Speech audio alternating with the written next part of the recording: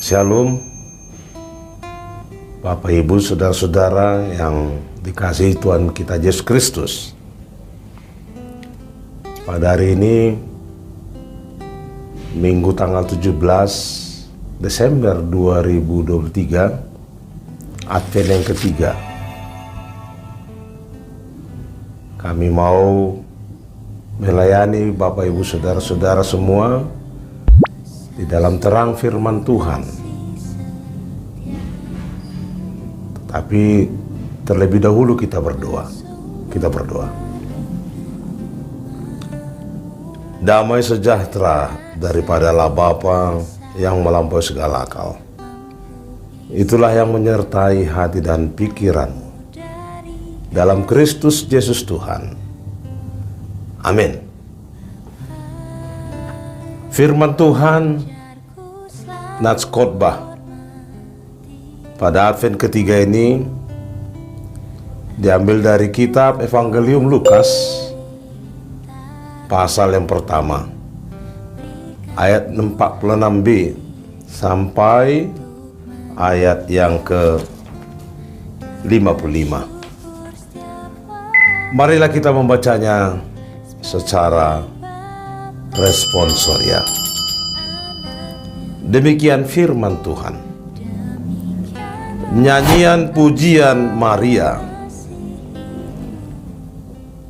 Jiwaku memuliakan Tuhan.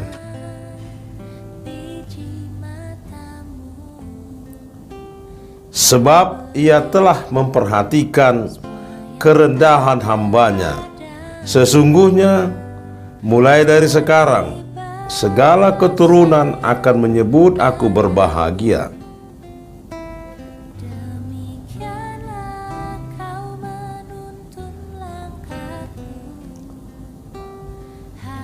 Dan rahmat-Nya turun-temurun atas orang yang takut akan Dia.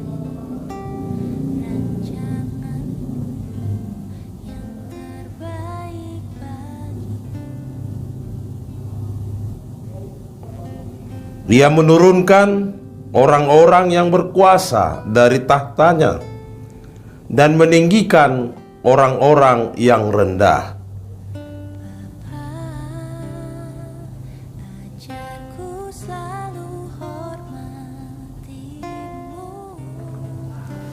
Ia menolong Israel hamba-Nya karena Ia mengingat rahmat-Nya.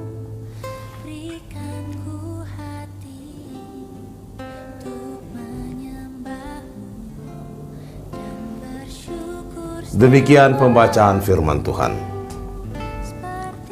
Jemaat yang dikasihi Tuhan kita Yesus Kristus,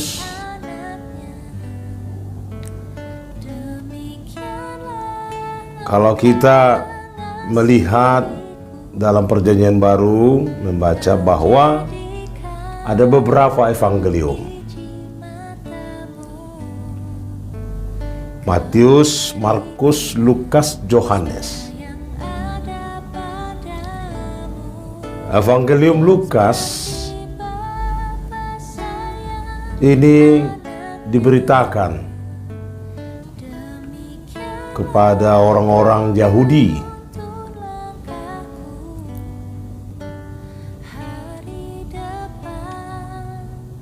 Artinya orang-orang yang sudah paham tentang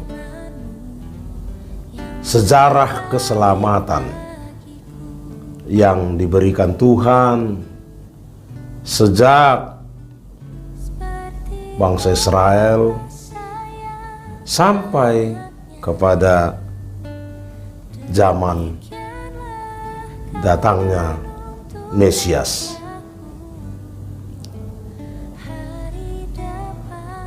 Tentang itu mereka pasti sudah mengerti dan paham bagaimana Allah bertindak menyelamatkan bangsa Israel.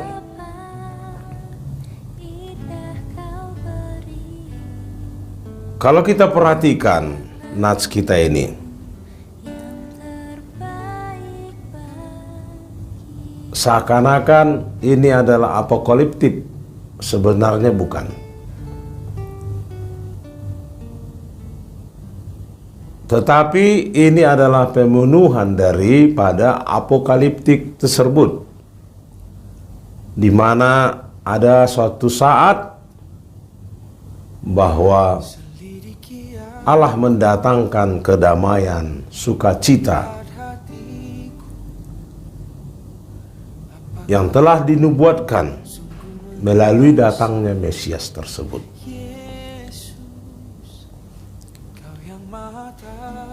Jemaat yang dikasihi Tuhan Yesus Kristus,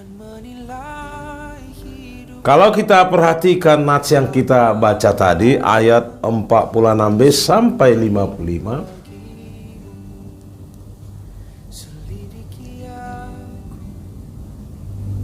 situasi mereka pada saat nats ini ada di bawah kekuasaan pemerintah Romawi.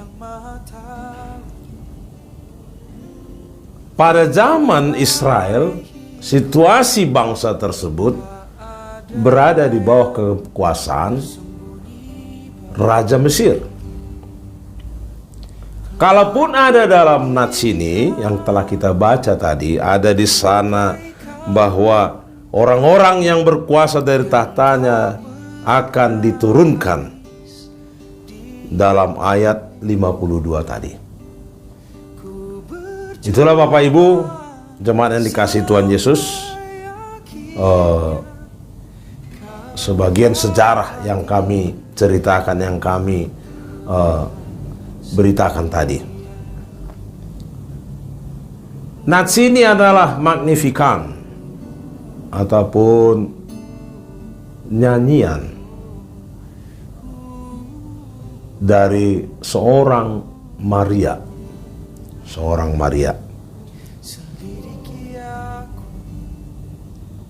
Dia bernyanyi dan mengatakan, jiwaku memuliakan Tuhan.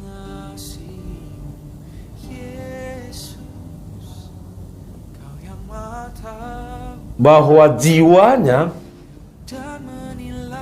roh atau kehidupannya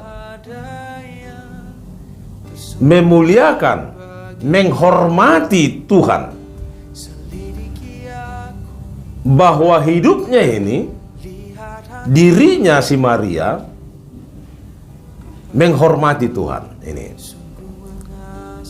Jadi untuk itu dia bernyanyi, karena hormatnya kepada Tuhan, sehingga dia bernyanyi.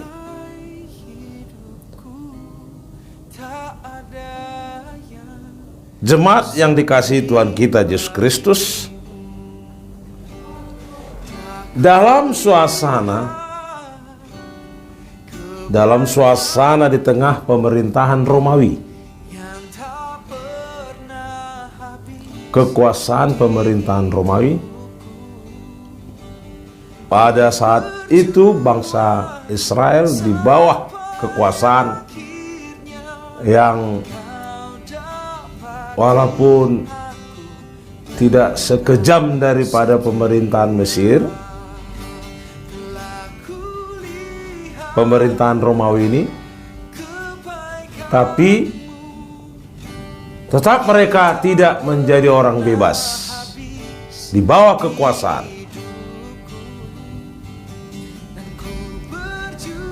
Mereka terbelenggu di bawah kekuasaan tersebut. Jemaat yang dikasihi Tuhan Yesus Kristus, tapi Maria lebih hormat kepada Tuhan daripada kerajaan Romawi tersebut. Jadi kita bisa membedakan di situasi bagaimanapun, bahkan di dalam penjajahan apapun, dalam situasi rumit bagaimanapun, Maria tetap menghormati Tuhan. Ini menjadi pelajaran bagi kita, supaya dalam keadaan apapun, di umur yang sudah tua atau muda, kita harus menghormati Tuhan. Tentu apa dasar-dasar kita menghormati Tuhan? Karena Tuhan itu adalah sumber dari segala sesuatu dalam kehidupan kita. Jemaat yang dikasihi Tuhan Yesus Kristus, di dalam nats ini kita memperhatikan juga kehidupan Maria. Dia mengatakan bahwa dalam nyanyinya ini Maria mengatakan bahwa Tuhan memperhatikan kerendahan hambanya. Tuhan memperhatikan kerendahan hambanya. Maria itu seorang yang rendah hati. Yang rendah hati.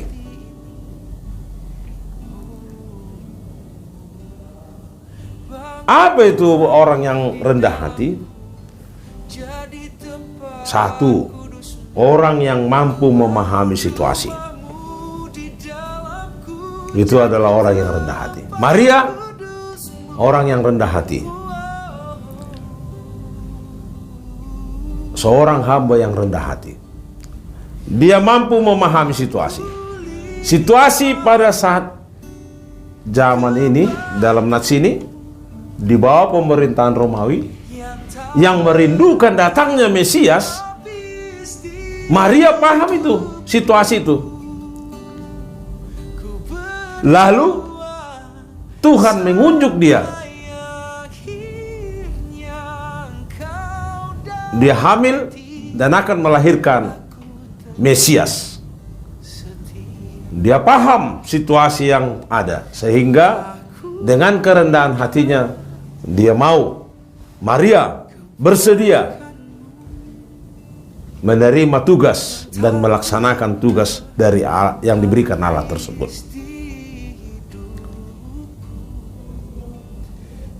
Orang yang rendah hati yang kedua, mendahulukan orang lain. Malu sebenarnya bila ada kehamilan di luar pernikahan. Tapi karena ini untuk khalayak orang banyak, yang rendah hati seperti Maria ini, dia akan mendahulukan kepentingan orang banyak, mendahulukan orang lain.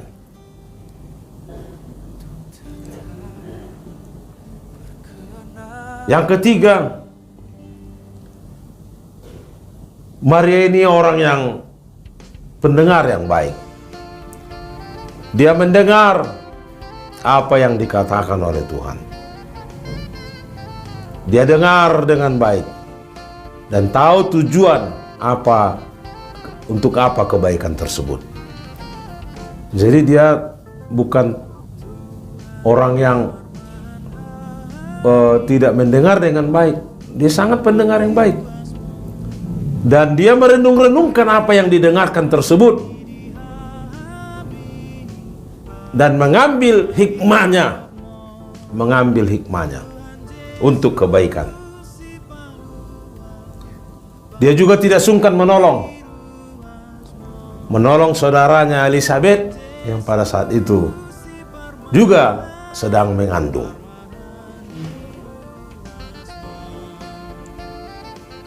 Orang rendah hati juga selalu ingin belajar.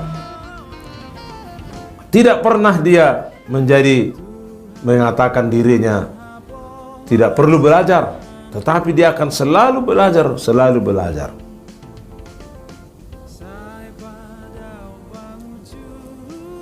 Maria senang mendengarkan firman Tuhan. Dan Maria juga melakukan firman Tuhan tersebut. Dia belajar terus menerus. Yang berikutnya, dan banyak berterima kasih. Begitu tugas yang diberikan Tuhan kepada Maria, dia pun mengucapkan terima kasih.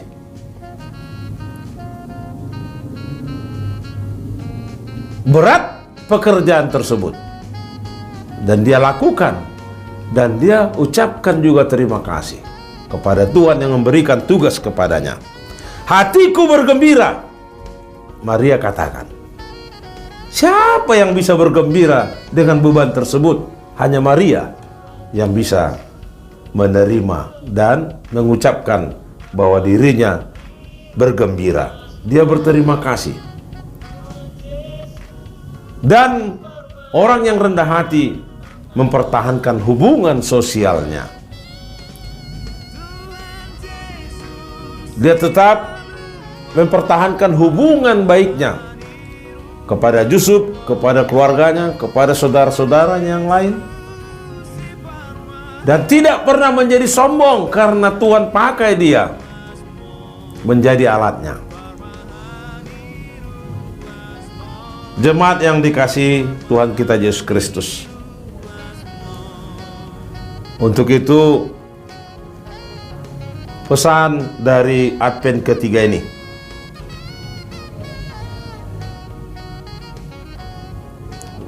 setelah kita mengikuti keterangan dari nats ini,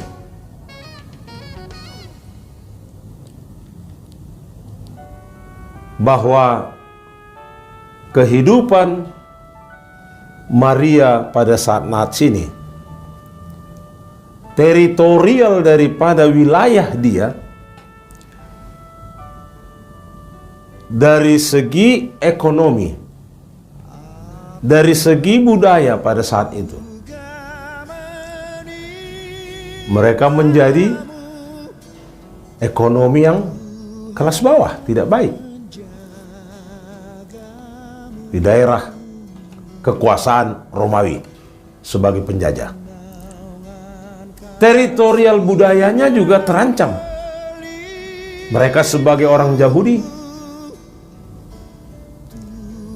tidak mungkin lebih dominan budaya mereka di tengah-tengah penjajahan tersebut. Kekeluargaannya, teritorial kehidupan kekeluargaannya, mereka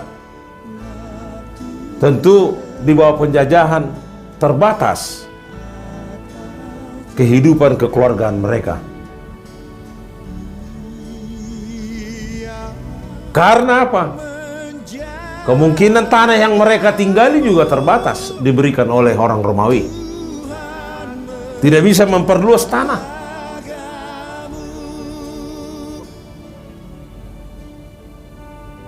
Kegiatan agama juga demikian.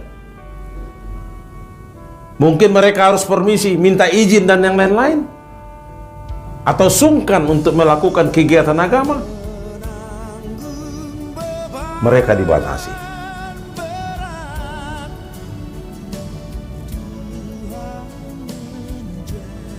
Dalam kehidupan kita saat ini, kita adalah negara yang merdeka. Kita bebas mengembangkan perluasan ekonomi kita.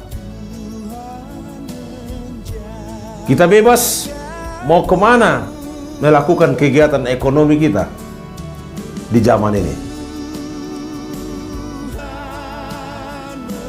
Dalam hal budaya, kita bebas melakukan kegiatan budaya kita sebagai orang Batak.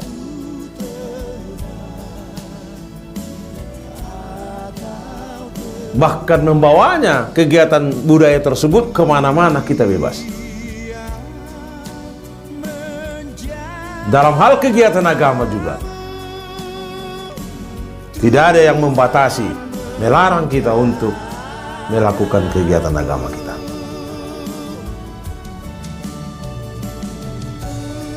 Untuk itu, pesan Advent ketiga ini, marilah kita merendahkan diri. Marilah kita berterima kasih kepada Tuhan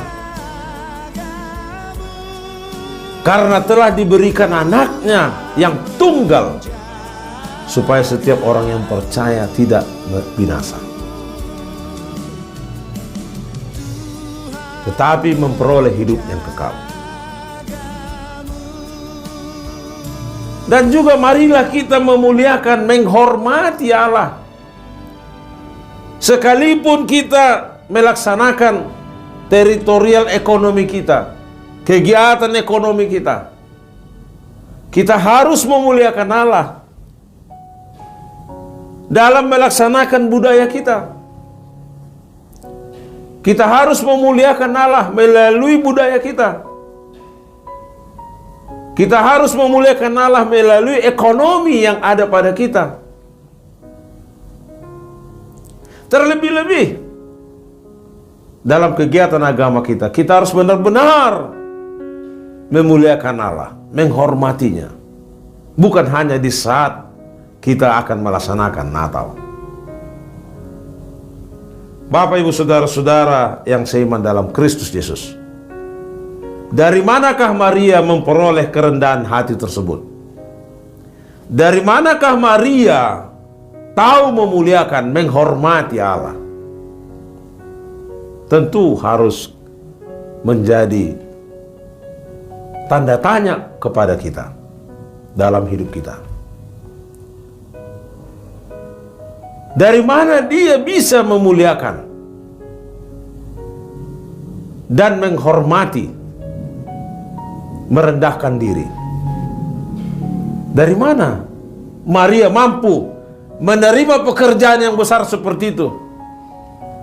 Kita pun juga,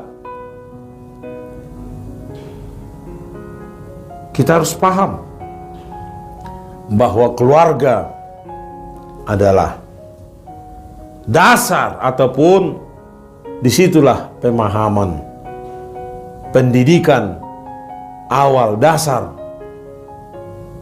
membentuk kehidupan si Maria ini. Di dalam keluarga diajarkan dia tentang hidup rendah hati, hidup memuliakan Tuhan, dan hidup berterima kasih kepada Tuhan. Di tengah-tengah keluarga ini harus diterapkan, Bapak, Ibu, saudara-saudara. Inilah pesan Advent ini,